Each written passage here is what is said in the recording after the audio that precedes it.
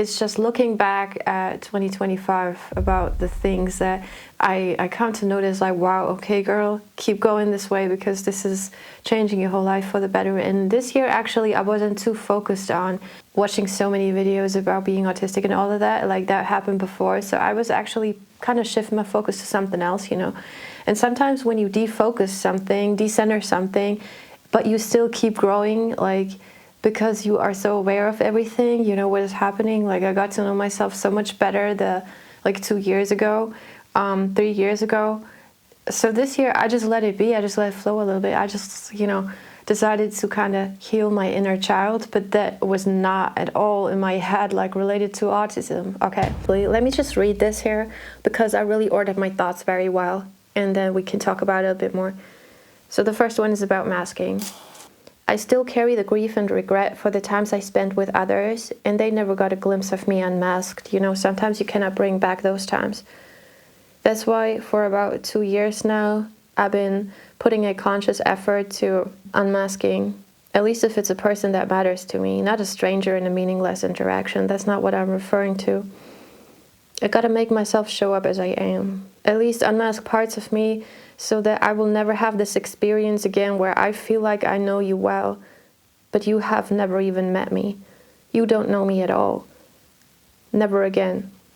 I know I am running risk to losing a friend, losing a lot of people, but that is exactly where I used to carry those wrong beliefs. What is meant for me will always stay in my life, especially when I can show up as myself truly. So I have succeeded in turning the switch to let him go, and everything that does no longer align, let it leave my life. Let God replace it with something better. I fully trust in that. Of course, now I mess up more, but that's part of who I currently am. And I am becoming the person that I seek to be every day, a step closer, and unmasking is a part of that, a big part of that. So now I am okay with losing you, even when I love you, because carrying the pain of not showing up as myself is far worse than letting go of a love that ain't for me in this very moment of my existence in this lifetime. You just act in a way that you're not feeling internally. All of your reactions and emotions are hidden in that sense. Like, what type of fake friend am I if I show up like that? So if I disagree with you, and I might not be verbally able to articulate myself in any way that is appropriate, as in certain situations I'm just really inappropriate in my reactions and all of that, but I feel like that's part of knowing me and being with me, and I have no shame in like, I can apologize, you know, I can talk it out. I would always choose to react if I can. Like, I'm still learning, but if I can, I will choose to show up as myself rather than portray something that I'm just not. And I know that's really, you know, risking a lot of things, and I am more difficult to be around than I used to be, but like, it comes with the best possible life that I could possibly have, because the other life of only being a mask is no life at all. And I think that was the turning point, was like just regretting so hard. Like, I always felt like I know the other person. I know you, like, you are a great friend, but you don't know me. You can never get to know me. And I think that really tore me apart. That really broke me, like, from the inside out. And I can never have that again. And the beauty is, like, if you just let it flow like that, kind of notice the things and notice little things where you're like, oh, well, the younger me would have reacted in that way, but actually I'm saying it out. Like, I'm actually confronting you. I'm actually telling you what's on my mind, even if it's a weird thing. Like, maybe I have a weird type of thing to add to the conversation, but this is actually what I want to say, so I must say it. As an autistic person, you are so honest, but truly, if you are masking and you cannot take it off, you are the most fake person at the same time. And I don't mean this in a bad way, but this is just what used to really, like, tear me apart, because I don't want to show up like that, but I never knew what was even happening. So now it's like, it really depends on the other person. And like I said, if it's a meaningless conversation with a stranger, you can have some social masks going on, like autistic and holistic have certain social masks in that sense, but that's really not what I'm referring to in this video. It's like with the people that actually matter to you. You want to be able to drop that mask, because otherwise it's not a life I want to live. And I have been noticing that this is possible. I still have a long way to go, but I don't think I will ever get to know somebody and walk out of a relationship feeling like this person has not even seen a glimpse of who I am, while I kind of feel like I know you so well, because that was the most painful experience I've ever had. And I think that's also why I struggle with letting go a lot, because I'm like, bro, how can I let go of something that never even happened? Like, you don't even know me, and I'm supposed to let go when I wasn't even able to unmask at all. But this is a positive thing. Like I said, like, I've been seeing progress where I never thought it was possible. So I want to encourage you, like, it is possible, and it comes with ups and downs. And it's that part where if you start unmasking, things will, like, a lot of things will change, and it will feel like, things are maybe going worse for a moment, but end of the day, they're always going better, because everything aligns the way that it should. People are not meant to be in your life if they can't not like your awkward self. In that sense, if they think you are crazy, then let them go. Because I wouldn't want to be around anybody who doesn't like my unmasked version of myself that I want to become, because that's actually who I want to become. And obviously, I'm still learning to articulate myself better, Like, I don't want to offend people so much. I have a really difficult sense of humor and stuff like that. So, but I'm down to apologize and talk things through always. Like, I always come from truth and authenticity, and that's what is going to lead me to the best place possible. And hopefully in 2026, not hopefully, but we're going to even unmask further, and that's just everything that I am about. And yes, that's why this is getting emotional. Let's move on to the next one. All right, number 2 is being more aligned with the future me. Giving myself grace and patience when I mess up. Growing up high-masking female feels like living life in a shell, and nobody knows you really. I now so often consciously decide to unmask in situations where the younger me had no idea why she couldn't be herself. It very much depends on who I talk to. Sometimes it's easy, sometimes it's hard. Sometimes it logically makes no sense. And for example, at work, I embrace masking because I'm aware of exactly what I'm doing in the situation. My work is like a very customer service related, so you get it. That means that I just say the same kind of sentences over and over, and the questions I'm being asked are usually repetitive, which is amazing for the autistic side of me, because I have such big confidence in replying and in basic social interactions where it's like small talk and I don't know what you're gonna ask me next. I have fear inside of me still, but in that work situation, I'm so confident. So this is like the break where I'm like, whoa, girl, you have that confidence. You just need to, also learn to be that person, like to carry that confidence into other And it's also healthy in a way that's showing me I can talk to 200 strangers without breaking a sweat, not losing energy, nothing like that, because I'm just running my script. I see that as a superpower in that sense, because, bro, I know other people are affected by, offensive people. I am really not, because you ask me a question, I know I can professionally run my script, reply to you as I should, because that's my job, and I really don't lose energy like that. It's just like that. My work is pretty much, it's not that deep. I'm not supposed to be emotionally anyway, so I am logically not, I'm internally not. I absolutely love that about my job, so it just shows me that I can be extra confident no matter with who I talk to. So it's just like also a sign that you can actually figure your life out a lot better, because in certain situations it works like that. And if I didn't have this job, honestly, I would probably be thinking, I'm struggling with communicating, I'm struggling with the smallest bits of small talk. I'm just weird. I can never work with people. That would be a logical way of thinking, but it is the exact opposite, because if you work in a place, so many places at work are like running a script, are like saying the same things over and over again. You're gonna have the same people coming to you with the same questions, because so many jobs are like that. You can work all these jobs.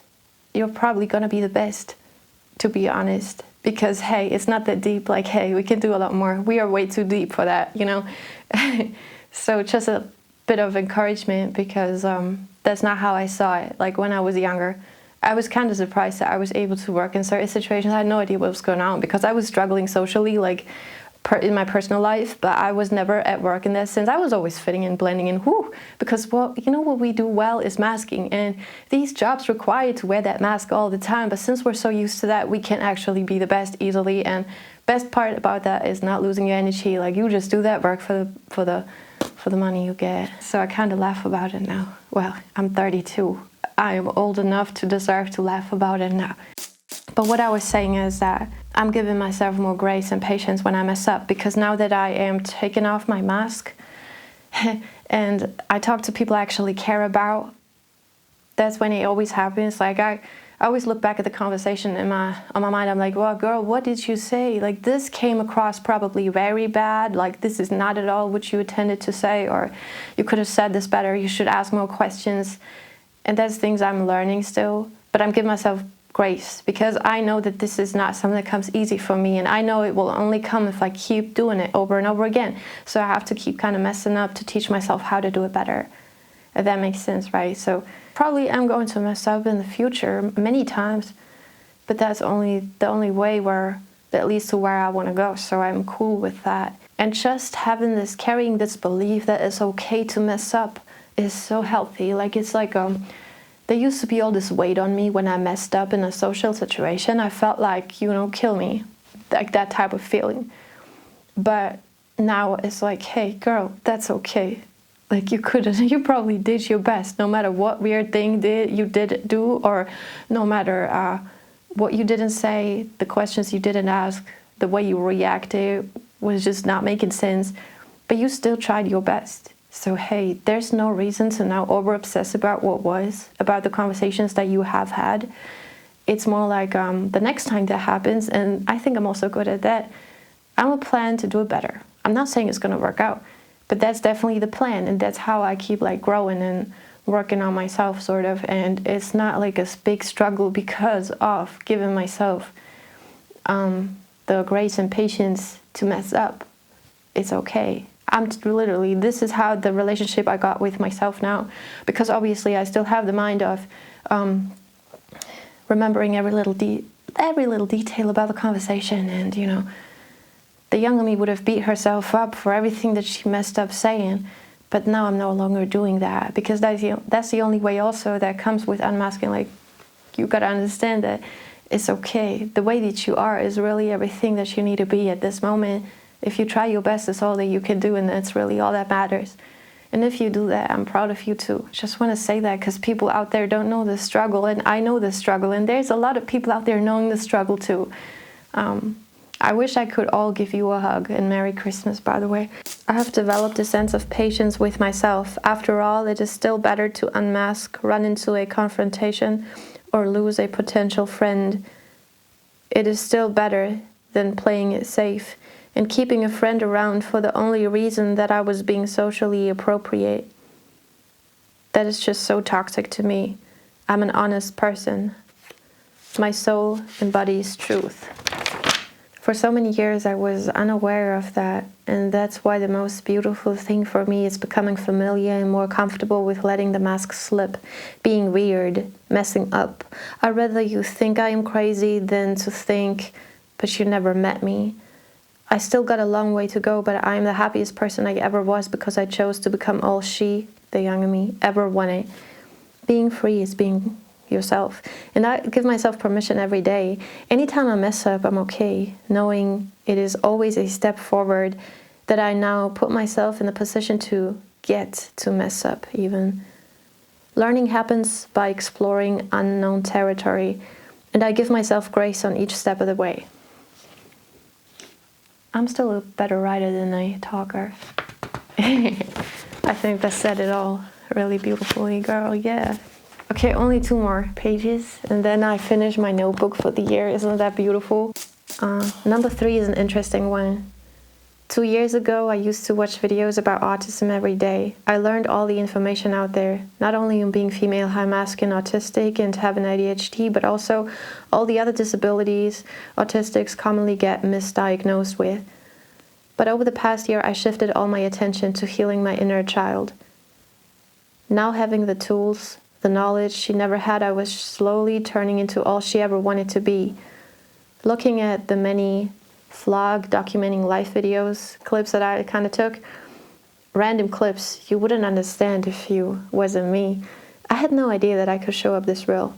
This is for her, because all she ever wanted to be was herself around other people. But she felt like a stranger in her own home, a blank dot on the map, a riddle never to be solved, a trace of broken from another life she has yet to find out about. But the one thing I gave her this year was freedom to just be her. I can unmask in ways I never thought I could. She never knew she could. Writing this as tears fill my eyes, because this might as well be the first year I feel like I have real friends. Because the younger me could never show up as herself, so how could she ever be a real friend?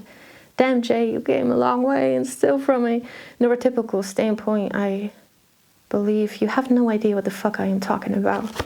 Do you? Maybe you're not neurotypical, so I hope you get me, and I love you, but I also love you if you're neurotypical. Where's the love? I want a band like the Black Eyed Peas. If you are down, leave a comment. No, I'm not joking. By the way, that's another thing. Yeah, number 4 is a interesting one. Sensory issues and stimming. I used to think I have none of those. Like high masking female, autistic, and having ADHD. I think that's the most masked form of autism you can possibly have. And so I didn't feel like really talking about it too much, because I know there's people out there showing up clearly autistic, and I'm probably the least you would expect to. Hopefully I could show up in the future that you would more likely expect that. So number 4 is sensory issues and stimming. I used to think I have none of those in the way they're often portrayed. But then I noticed as I am healing, I might actually become less hypersensitive. So I always thought I have the opposite, right? I just feel nothing. In so many situations where people have too much going on, I have nothing going on.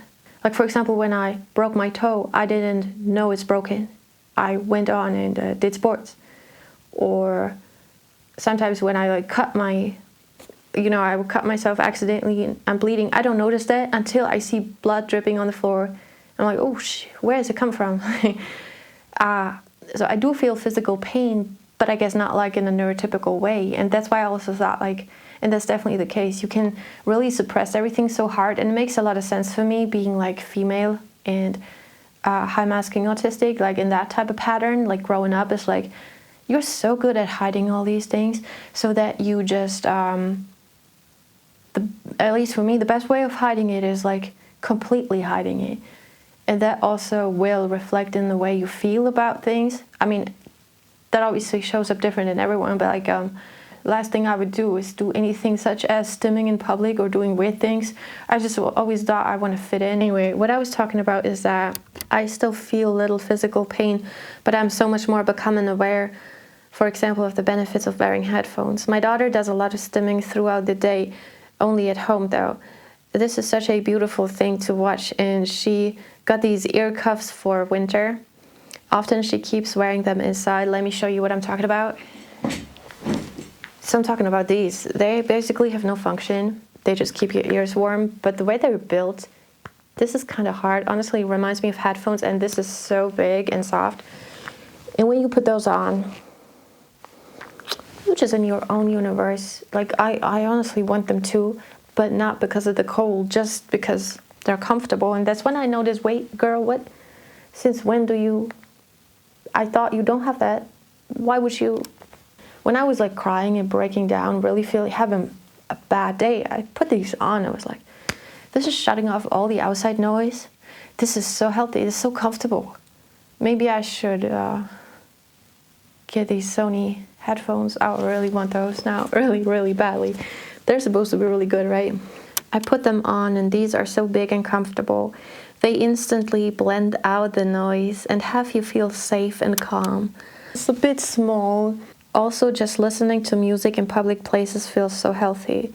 I feel like for the most part of my life I was used to knowing an experience of being a shell of myself outside. Finding ways to make things more enjoyable is still pretty crazy to me. Take off all limiting beliefs, because you deserve to live a better life. Matter of fact, you deserve it all. Words are my #1 getaway, and I made them truly my own. Can't tell me nothing, because my pen is my therapist. She heals me every day. Love you. Yeah, and now I think the notebook is finished, now that we have written all around the last pages. So I guess that's all I wanted to say for that video. Well, if you are neurodivergent, I hope that you have had a good year. I hope you had a happy year, and I hope you have seen some positive growth in some areas of your life, just things that, you know, you come to notice. Like I said, it's not always the most rewarding things. If you take off your mask and you mess everything up, it might feel like, oh, I can't do it. But for me, it's like the pain of never showing up as myself is much bigger. So I would rather mess up oftentimes. And a lot, like yesterday I had a moment I was like thinking, girl, you know that you're actually going to call people, you're going to mess up. Like, you're not gonna have just a smooth way of suddenly calling a lot of people and communicating perfectly fine. You might surprise yourself. I have moments where I articulate myself really well, and I'm like, can I always be like that? No. Like, you mess up. Sometimes you mess up. Sometimes you have no clue how to say something right, and you say it kind of bad. And I guess the worst part is, like, you know, going over it again and again and again in your life, like on your mind after the conversation has already ended. I don't have this as bad as it used to be. I have it in a more logical way, in a more balanced way almost. Like, I still go through every detail that I could have done better. And then I'm like, logically, I think that's, you know, one of the superpowers. Logically, I'm like, girl, next time, there's things that are going to be difficult and unpredictable in every conversation. Do whatever. Just be yourself, by the way. That's the only goal.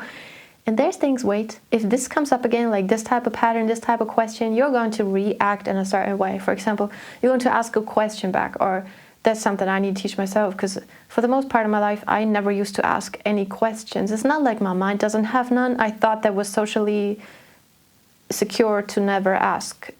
You see how off track that is. How am I supposed to get my life in order if I can't even ask a question?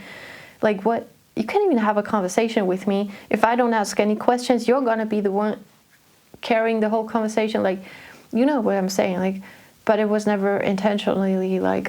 It's not like I'm so stupid I can't come up with a question. So hey, I just be like. There's gonna be times when I'm gonna have to say, like, I need some space now. I need silence now. I can no longer talk, okay? That's something I come to notice too.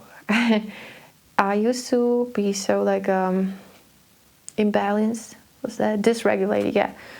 There was a couple times this year I was feeling so dysregulated, and all I did was say, I need to be, like, in a silent, like, I need a silence now. I just put myself out of the conversation like that, because I'm like, you know, the other person doesn't know that necessarily, doesn't know what's going on inside of you. So they might be in a mood of, let's discuss things, talk it out, you know, 1, 2, 3. But all you are feeling is like overwhelmed, and you got to leave the conversation at that point. You can continue on at a later stage, but at that very moment of your day, this is not the one. So you just like let them know, you know, because you don't want to, you know, you don't want to have any bad reactions and like rage out on people and stuff like that. So you also don't want to act in certain ways that you really don't want to. So when you're like dysregulated like this and you need some time for yourself, do that. Give yourself that time. Why not? So these are all the things that have been happening. It might not sound as a lot, but I think that's the biggest progress I have ever made. Just by, you know, putting it on my mind that I'm healing my inner child, because basically, I mean, hey, that's part of it too, because what was really holding her back was all the things that she had no idea about what was going on. Just always remembering, like, why can I not just be that person that I am in my room when I'm alone with myself? Just that thought carried throughout all these years. I'm just like always thinking, I don't have the people around me that I should have around me, but I don't know how I could possibly even interact with anybody out there. It's just things like that, because I'm struggling so hard socially, so how could I ever, you know, not appear as awkward? How could I ever show them that I'm not like that? How could I show them that I'm not this mask? Because I didn't know what a mask is. I had no idea that that existed. So no matter where you're at, just want to send you some love, okay? And it's Christmas. It's the 25th. I'm recording this, so this goes online tomorrow. The 26th is still Christmas. Anyway, not a single neurodivergent person ever told me, girl, you're not autistic. that's only what I get from people who have no idea what's going on. That's only what I get from people who have zero interest in mental health, who I really don't have good communication with in that sense. But I don't get it from somebody who actually, knows. So just sending some love to everyone. And since these are topics that are pretty close to my heart, and that's everything I'm about, sort of, I might want to put them in short films. I'm not yet sure. I definitely can only, create on the topics that I live. So feel free to leave a comment down below. If there's anything in this year that you feel like you have improved, you just look back and you're like, well, 1 year ago I wasn't where I'm at now, and I'm really happy with where I'm at now. And it just happened like this because, you keep working on yourself, you keep kind of moving in the right direction. And it's also beautiful to just, for a moment, take the time to notice the good things that are happening and how you have evolved. Because certainly you are the only person out there who can see your inner world like that, especially for neurodivergent people. Like, who else is going to tell you what's going on? So I'm proud of you. If there's anything, just leave it down below. I would love to know. If not, that's okay too. And I hope you have an amazing Christmas, amazing time, and I hope you get to slow down a little bit, because this part of the year is one of my favorite parts. It's like in between, like between Christmas and New Year's Eve. It's just these couple days, but there's some kind of different magic lying around, so I just really like that. I'm sending you stars. And just know that you're a star, by the way. That's one of the favorite things to say. So you're meant to shine, all right?